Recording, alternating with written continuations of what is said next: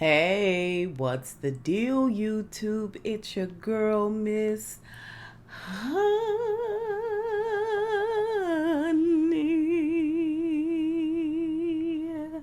Welcome back to the channel, everyone. It's your girl, Miss Honey. Happy Friday, everyone. I hope you guys are having a wonderful Friday. It's going to be a beautiful weekend. I don't care what they're saying about rain and all of that. Oh, pish posh.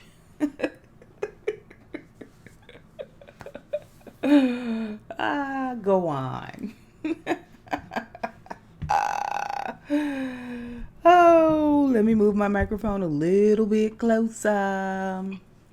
Again, I hope you guys are having a wonderful day. We are here for the third episode of Handmaid's Tale, which is I think yesterday I said Amazon Prime, and that is completely wrong. It's a Hulu original. So if you have Hulu and you've not checked this show out, I urge you to check it out. If you've never seen it before, I urge you to go back to season 1, bring yourself forward. It will be a roller coaster ride of emotions from season 1 until now. And I actually was able to watch the whole episode. I knew that there was going to be some scenes coming up. They were going to be kind of graphic, and I thought, I probably won't be able to watch those. But I don't know if it's because I survived Them, the movie Them, which is on Amazon Prime, or the fact that I've survived 3 previous seasons of this series that I was able to do it.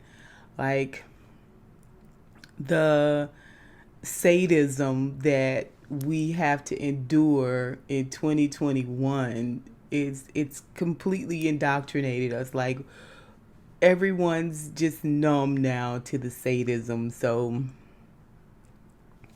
it's unfortunate, but here we are. Anyway, so this episode, I can't remember the name of it for some reason. Let me just pull it up really quickly, and then we're going to talk about it. This actually will be an extremely short review because the episode was full of just some really, really more visual moments as opposed to, actual like dialogue or action or that type of thing. So listen, if you guys have not, this episode is called The Crossing. And basically we just pick up where we left off. Before I get going good, I want to remind everyone to hit the like button. It's so weird because I used to do it all the time, and people were like, you don't have to remind us to hit the like button, but then people stopped liking it, stop thumbsing up and stuff. And so I want to just remind everyone to hit the like button. If you haven't done that already, go ahead and do that. And then if you want to subscribe, I welcome you to subscribe. I welcome you to the tribe. Okay. And you won't be disappointed. Okay. And also comment down below. I haven't gotten very many comments on Handmaid's Tale. I don't know if it's because people aren't really watching it, or it's not really a lot to talk about. I don't know. But it's fine. It's fine. It's fine. Okay, so we pick up where we left off in episode 2. June was captured outside of the Keys compound.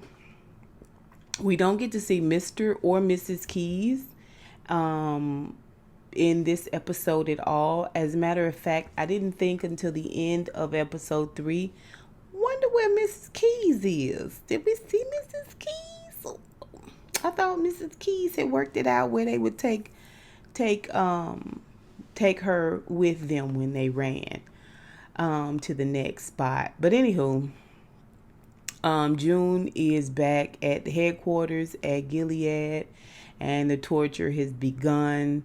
I think they start with a hot box, or I shouldn't even say box, like it's like a cube, you know what I'm saying? Like she ain't able to lay flat. She got to sit with her legs scrunched up.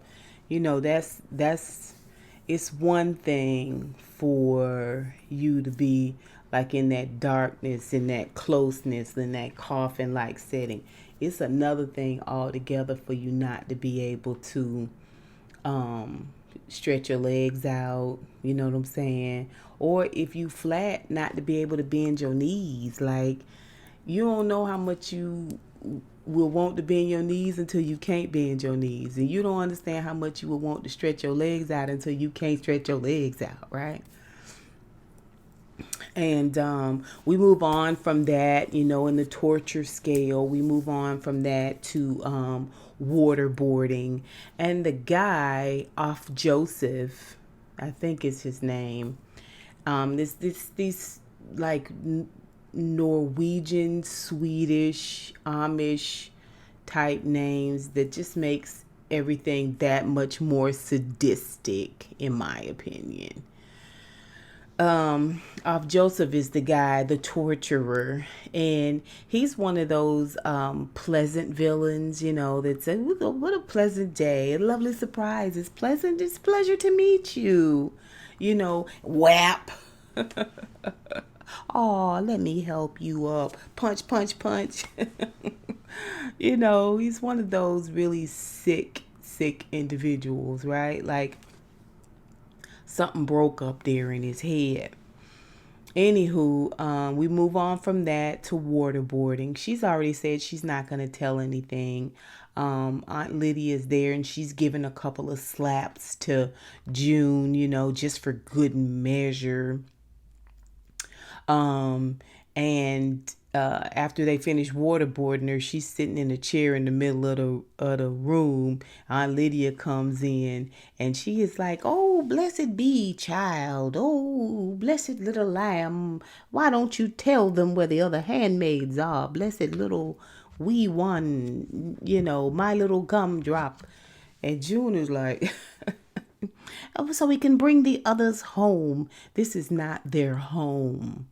This is hell. Gilead is no one's home." June fired up. June is mad and she finna let Aunt Lydia have it verbally.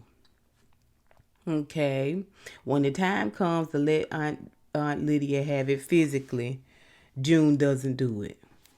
She's better than me.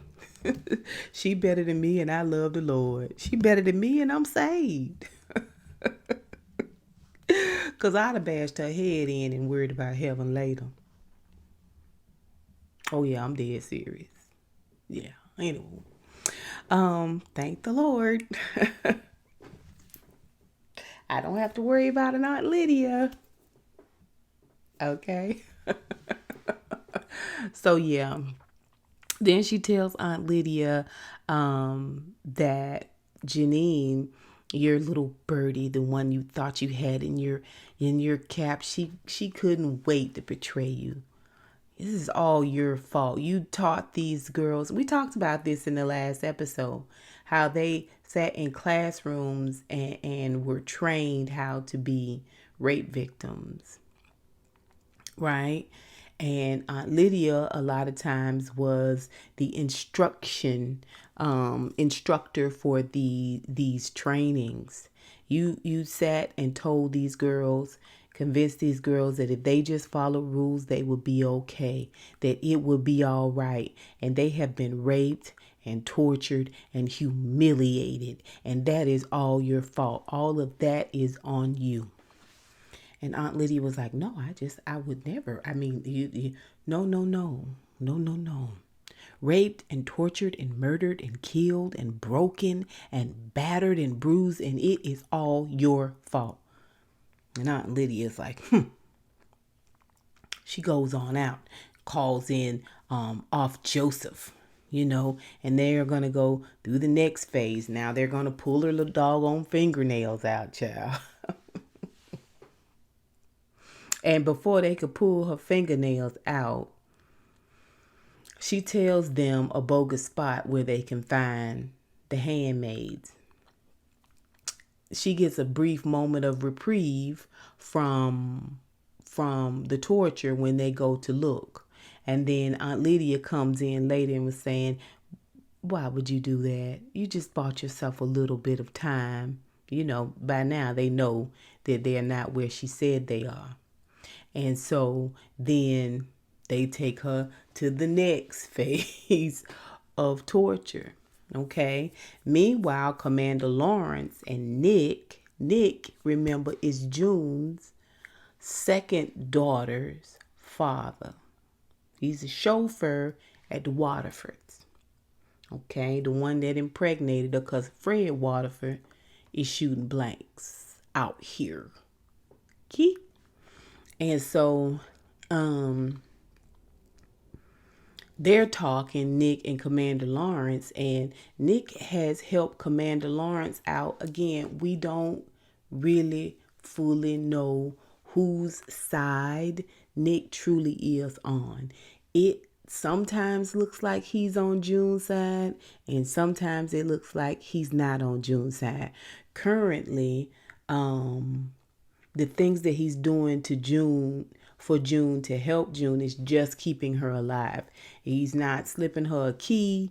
He doesn't have a command of people that's gonna go in and break June out. Like, we don't know. And we were just as confused as Commander Lawrence was in the first episode when he kept saying, we thank you for your years of service. We thank you for your years of service. Meanwhile, Commander Lawrence thought he was headed to the wall to be hung and killed. And all the while, Dick was setting him up to be, in charge at some point. Trying to turn my light down a little bit. So, yeah, we're not sure about Nick, but he convinces Commander Lawrence that he needs to talk to June and try to get her to tell where those handmaids are. And it would be in their best interest, his best interest, to get that done.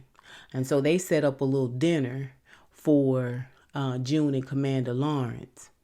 And like I said, everything is just so sterile. Like, there's, in wherever this compound is that they're in Gilead, there's no furniture. It's all metal and steel. Each room is like a steel box, and there might be some lighting, but for the most part, there's dark corners everywhere. Like, it's very industrial, sterile, minimalist, under the Thunderdome type situation, right? Like, very, very, very sterile. Anywho, metal floors, metal walls, metal tables, metal chairs. There's no wood, no fabric, no nada. It's just steel boxes. And she goes in this room, and she is bound by her hands, and she's sat down at this table with food on it and Commander Lawrence. And it was just food. The food was overkill. It was supposed to be like, oh, dinner with Commander Lawrence. And she was like, oh, I'm surprised to see you're still here, because he was trying to get out of the situation. And on top of that, they captured him too. Like, you back in with them? Like, what is you doing here? Like, what's happening, right? And Commander Lawrence was like, you need to tell them where they are. Like, it's in your best interest. And she was like, I'm not telling them anything. And he was like, they're gonna hurt Hannah. And she immediately, she has been tough up until this point. All right. When they found out she lied about where the girls were, where the handmaids were initially, this is before she met with Commander Lawrence, they take her to the roof and it's raining. And then they have two handmaids, or we think that they're handmaids, two women dressed in like brown garbs, dresses. They were obviously had been battered and beaten, that type of thing. Then they're standing on the wall. Um, they're on the roof, they're standing on the ledge, and it's raining. And so he has June face them, and basically, you tell me or they're gonna die.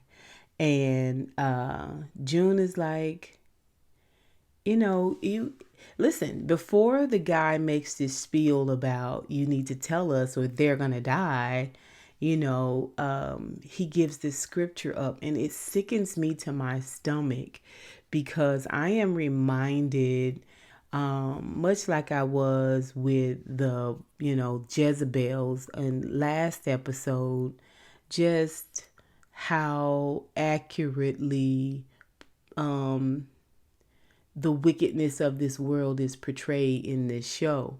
Because to give someone a scripture or to preface everything with Bible scriptures or religious speak is to therefore taint that scripture, to taint Bible. You know what I mean? And for me, as a Christian person, it offends me. It offends me. But at the same time, I know that Bible scriptures are used by pastors to prey on women, to prey on boys, children, the elderly. I know this. I know this. I know that scriptures are given when predators prey on their prey all the time, whether they're a pastor or not. Scriptures are used, right? It just pisses me off because it is, I think, one of the reasons why people abhor religion, or abhor Bible, any type of um, religiosity at all. They abhor it, even to the point where they abhor spiritualness. And I just think that it's like robbing someone of their life vest, because without the word, I personally feel like I would be lost, right? That's just a sidebar. It just teeing me off. It was just teeing me off, and it's because Gilead is based upon this under his eye, religion, supposedly everything that they put together, they learn, from the mouth of God type thing. It's infuriating. Like, it really is infuriating, in my opinion. But he quotes this scripture and he tells her if she doesn't tell, he's gonna kill these ladies. One lady speaks up right away and says, June, don't you dare tell. Don't you dare tell. And he walks right up to that lady and pushes her off. Right?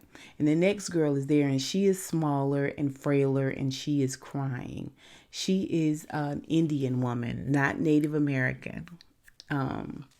She's Middle Eastern Indian, right? And so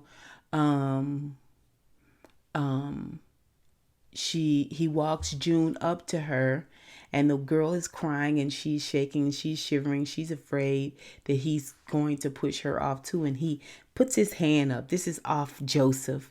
Puts his hand up and he's like, come on, hop down, little one, hop down. She hops down, and her and June get face to face, and he puts her and June just right up on each other, and they look at each other. Okay, and then we see the both of them, though both of their hands are bound at the wrist, we see both of them grasp fingers, and they look at each other, and the girl is crying and June is crying, and there's this look where there's this moment of understanding, and the girl says June, and as soon as she says June, he pushes her off, pushes her over. And June was like, and he says, don't you ever lie to me again. Okay. And so this is how the dinner with Commander Lawrence was facilitated. And so now that she's here at this dinner with Commander Lawrence, and he tells her that they will hurt Hannah, tears begin to well up in her eyes, and she says they wouldn't hurt a child. Children are too valuable to them. And I was thinking the same thing. I was like, they not finna hurt Hannah. No, first of all, Hannah lives with a very prominent family, a commander who is very high up in the wickedness. Okay, so I didn't believe that, and he was like, I know you think that, but they don't care about anything but power. That's essentially what they care about. And she was like, I know it. He was like, yeah, no, it's all about power and control. That's what all this religion is about. That's what all these rules and all of this unwavering strong armedness is about. It's about power, right? Getting more power, gaining more power. That's what's most important to them, not your child. And so she says, go F yourself. This is what she says. And he was like, I didn't want it to be this. I hope it would. I really hoped it wouldn't come to this. And when he said that, I was like, oh, this is going to be bad. And so calls the guard. They haul her off. She's never left the compound, by the way. He's come from his fabulous home that Nick has bestowed upon him. And to sit here in this sterile room and try to have this dinner with her. And she's told him to go F himself. They walk her around the corner. And it's so dark. Everything is so dark. There's so little light. And I'm like, how can you have any safety in a place that's completely dark like that? They walk her down a flight of steps. First of all, Lydia was at the top of the steps, and she touches her shoulder as she walks by. I was like, oh, that's another bad sign. You know what I mean? She walks down the steps, and in a glass box, there is Hannah. And she got on a drab little house on the prairie outfit, and a little hat on her head, tight to her head. And you know, it and she got a little doll, and she's playing with her back turned, and June walks up to the glass in this glass box, and that's the only place that light is beaming, and she touches the box. And that's her baby. That's the reason why she didn't get on the truck. This is the reason why she has fought so hard against the machine, because she's fighting to get back to her family, to get her baby out of there, and to get back to her husband. This is what she's been fighting for, right? So we're going to put a pause right there, and we're going to talk about what's going on in Canada when Luke finds out that June has been captured. She has been captured, and there is no other word. Are they torturing her? Will there be a trial? What about sentencing? And the representative says, more than likely, we will never know. The information that we got was limited, and it was hard to come by. And we don't know if we'll get any more information. And more than likely, knowing Gilead, they will try her and sentence her and do whatever they're going to do. And we never know what happened to her. And he's devastated. He's still just kind of trying to hold it together. But he's devastated. And before the lady leaves, he was like, well, I guess there's nothing else you can do to help me. And before she leaves, she says, my grandma used to plant a persimmon tree in the backyard for luck. It's not much, but it's all I got. I was like, girl, you could have kept that. You could have kept that. This what you got for him? Girl, it was better for you to say nothing, child. Anywho, he goes to pick the baby up from Moira's, and It's this moment of release. I mean, he's kind of been holding it in, and now that he's holding the baby, this Nick's baby, by the way, and he loved Nick's baby, in my opinion, more than he loved his own. And I'm gonna tell you why. He says to Moira that she had a choice to come home to me and she didn't. She had a choice to come back to me and she didn't. And for me, it feels like she made her choice. Now he's crying through all of this. I mean, it really is the stress of everything, the realization of everything. It's like he almost gets some hope and it gets pulled away from him every time. So I understand his grief and his pain. I really, really do. But at the same time, you know your baby back there. Your firstborn baby is back there. And you know that mothers, very rarely, unless by force, will they leave their babies. Mothers go run back into burning buildings for children, okay? Mothers will go 3 days without eating because all the food that they have is for their children. Come on now. Come on. And you think this is about you? Now you loving on this little baby that she done sent over here, okay? And it's June's baby, yes. But you ain't the daddy. Don't mean you can't love this baby. But for you not to have brought up Hannah's name not once, did you say to yourself, June had to have done this because she wants to try to get Hannah out? Even if you think that's a foolish notion, at least acknowledge it, right? So he's sitting on the porch after he's had this conversation next day, him and the little baby. And he gets up and he decides he going to plant a persimmon in the front yard.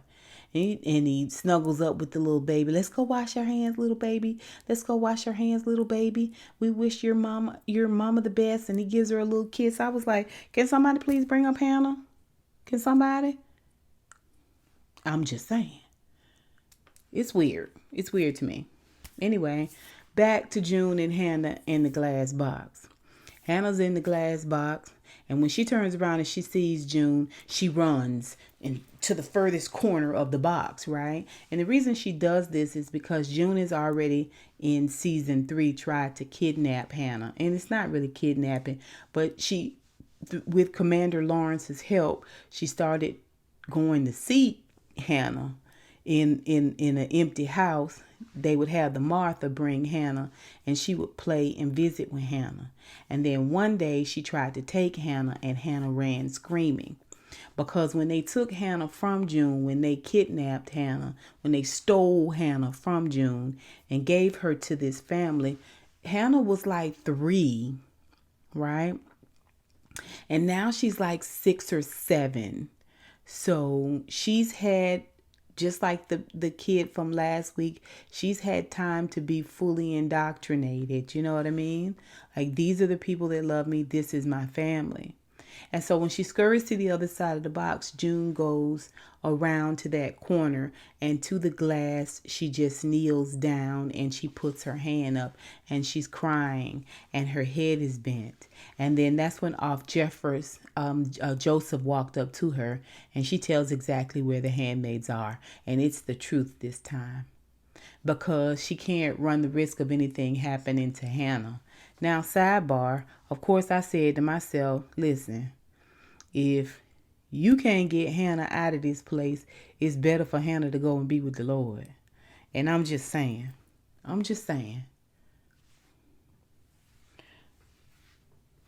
Because they giving young girls away to old men to be raped by other old men. Okay, they're putting them on slave farms. They are treating them like breeding cattle and putting them in homes to be ritualistically raped. It's better for Hannah to be with the Lord, especially if they're going to kill you too. But she gives it up.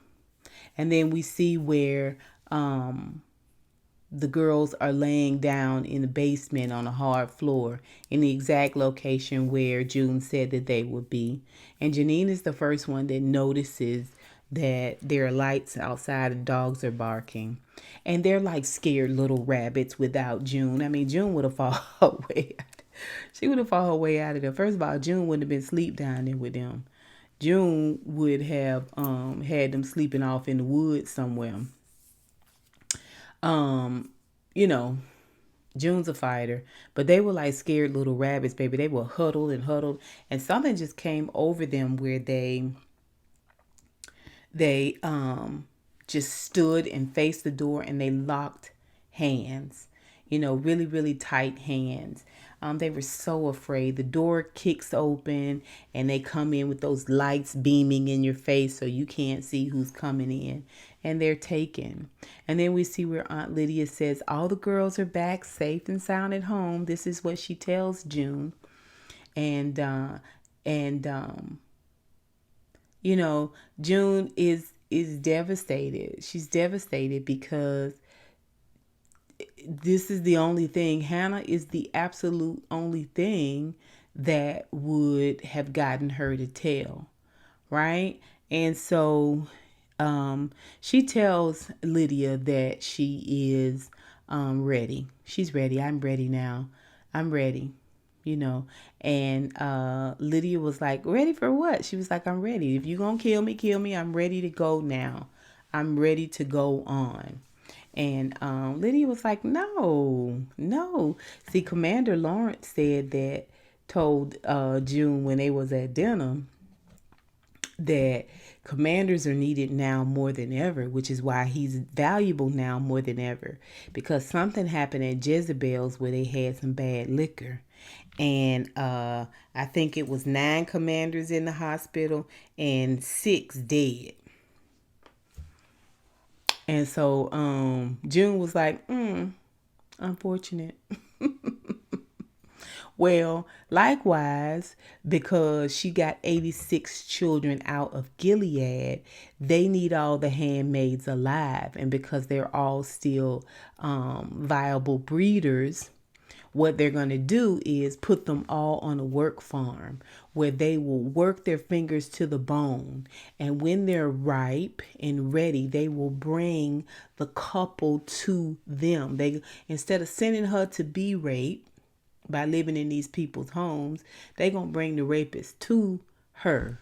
And then after the rape takes place, she goes back to work in the field.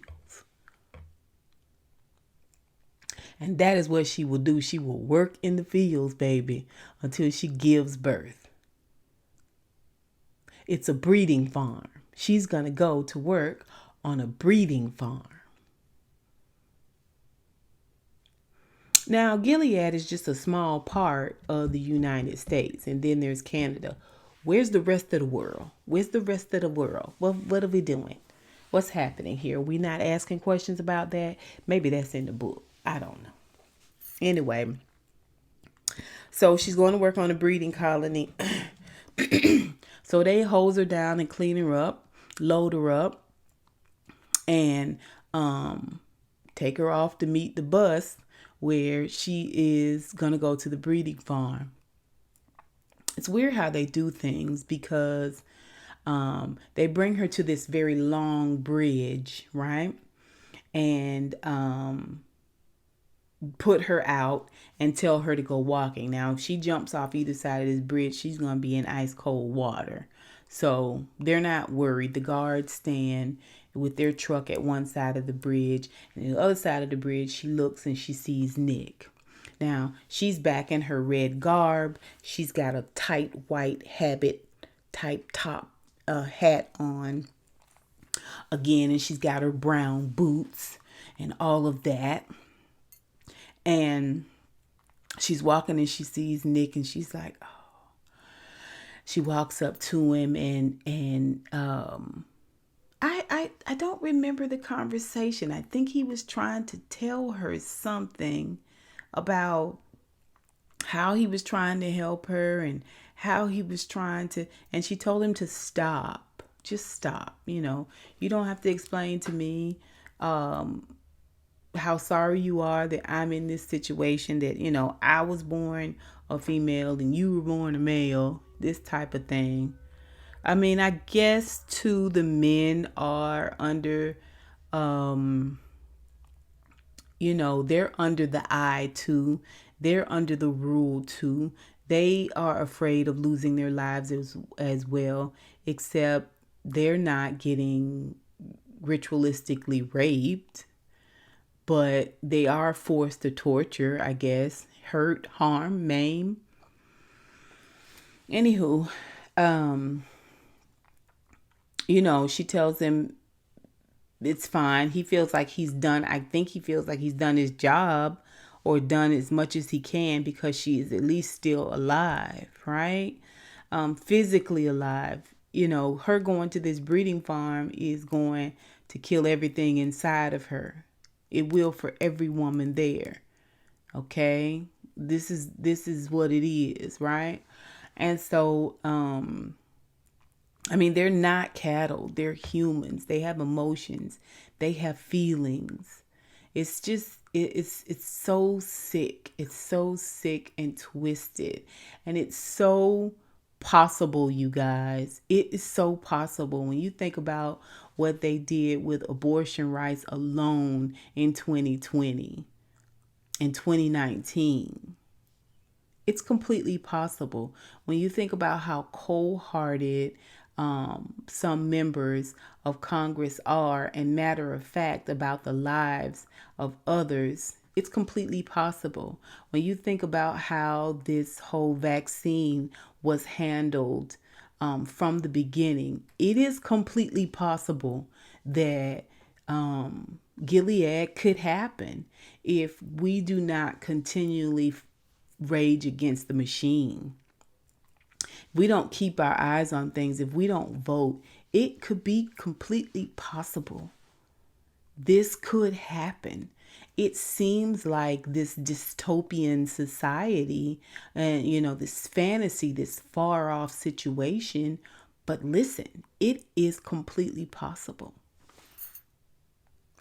If our government under our previous presidency, we did not get a new president and things had just been just left to run amok and gone unchecked, I'm telling you, all of this is completely possible.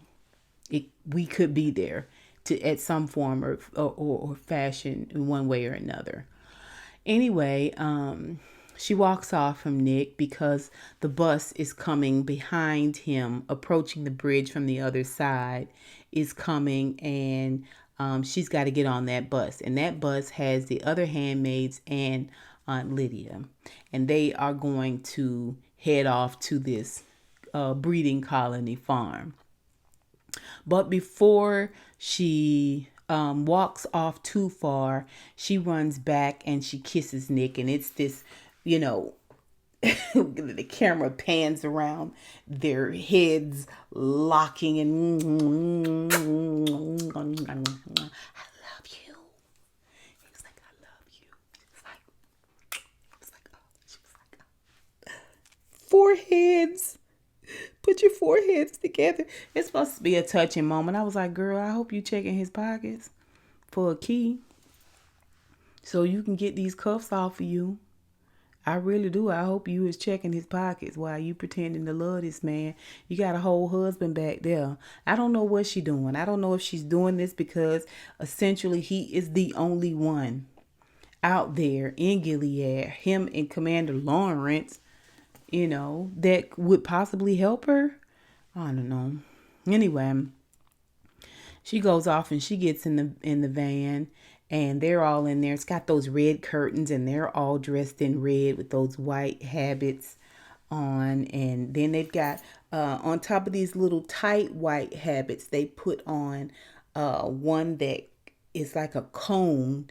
And it pretty much just shades their face where they have to look at you square on in order to look at you in the eye. They can't see peripherally. So Aunt Lydia's there and she's got her taser, and the girls are all, just sitting there, but they're looking. They're looking at each other and down and up and looking. It's all very quiet, and Aunt Lydia's like, "It's gonna be a beautiful day, isn't it? It's gonna be wonderful, isn't it? Everybody happy? We're going to do some breathing." Nobody says a word. And then she's like, but still, June and the other handmaids are all, kind of looking at each other. And it's this moment we see in June's eyes where we know that June is going to do something. June jumps up. Well, what happens is they come to a railroad crossing, and it's going to be a long train. And so the guard who is driving has to go and potty. And so he tells Aunt Lydia, "It's going to be a long wait. If you don't mind, I'd like to go relieve myself." And she was like, "It's fine. You go right on ahead." So he goes off to relieve himself, and that is when the eyes have been happening all along. Eyes. She jumps up and she grabs that taser and she puts it down on Lydia's neck, and she is getting it. All the ladies jump out. They're going to make a run for it. And June's going to kill her, right? June's going to kill her. And the girl was like, "No, we got to make the train." And so she takes that thing and she swings it back this way, and she is going to mollywop Lydia. Mollywop her. And Lydia said, "Don't you do it. Don't do it to yourself. Because if they kill Lydia, they definitely going to have to go and be hung on the wall." Anywho,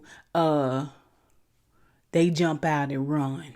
And then the guard comes and he says, "Stop." Now they running in slow motion. They running like this because they all of them got their hands cuffed, running. He shoots. One of them fall in the back. She gone. She dead, right? And then the other 5 are running. Janine and June make the tracks. The other 3 girls, we see them coming, and it looks like they're going to get over the train tracks just in time, but they don't. The train takes them out. Janine and June fall to their knees. Their girls is gone. Right? They gone, but they ain't on a breeding farm. At least they not on a breeding farm. They going to be with the Lord. They not on a breeding farm. Sometimes you lose the fight differently. Or it's considered a loss, but at least they not on the breeding farm. To me, that's a win. It's sad, but I've seen the breeding farms in previous seasons. Okay. And so we see where June turns to Janine and says, "We got to go. Because Janine want to run back, but it's a train.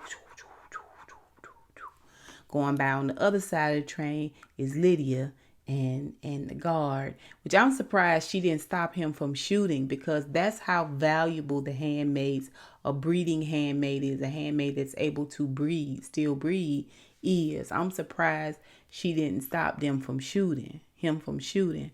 But they end up losing 4 handmaids, and June and Janine get away and they run on. And that is how the episode ends.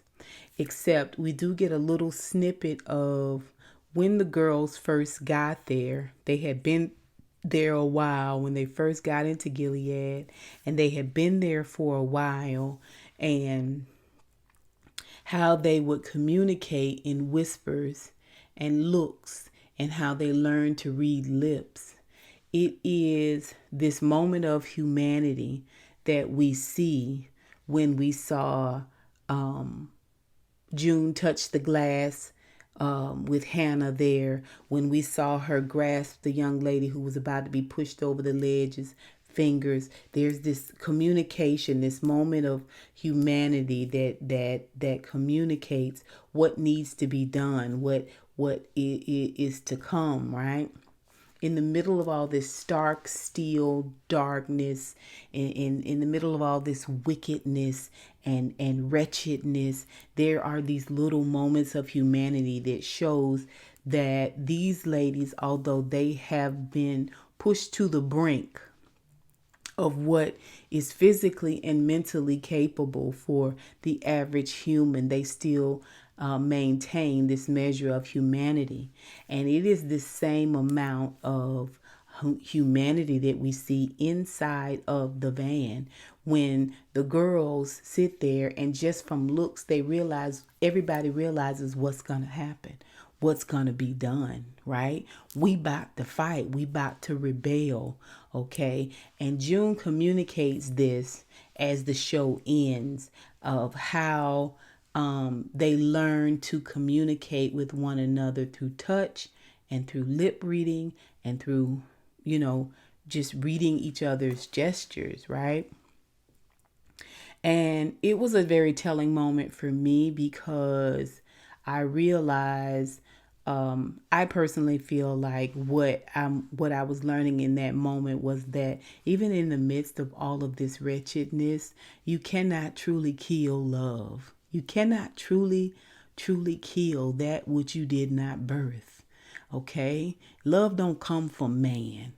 Okay? And man can't kill it. Oh, come on now. Come on now. Listen, that's Handmaid's Tale, season 4, episode 3. Okay. Y'all tell me what y'all think about this episode. I'd love to hear it. Put it down below. Listen, I'm ready. I'm ready now for some heads to be chopped off. Okay. I know I just finished talking about love and all that and everything, but your girl ain't there yet. I'm ready for some heads to be chopped off and some fingers and some toes. I'm ready for Gilead to fall. I'm ready for Gilead to fall. That's all I got to say. I don't need no season 5 of this. I need season 5 of them fighting and snuffing out them Gilead folk. But I don't need another season of this here. No, ma'am. Y'all tell me what you think. Y'all put it down below. Don't forget to rate, comment, and subscribe, you guys. And until next time, I'll holla.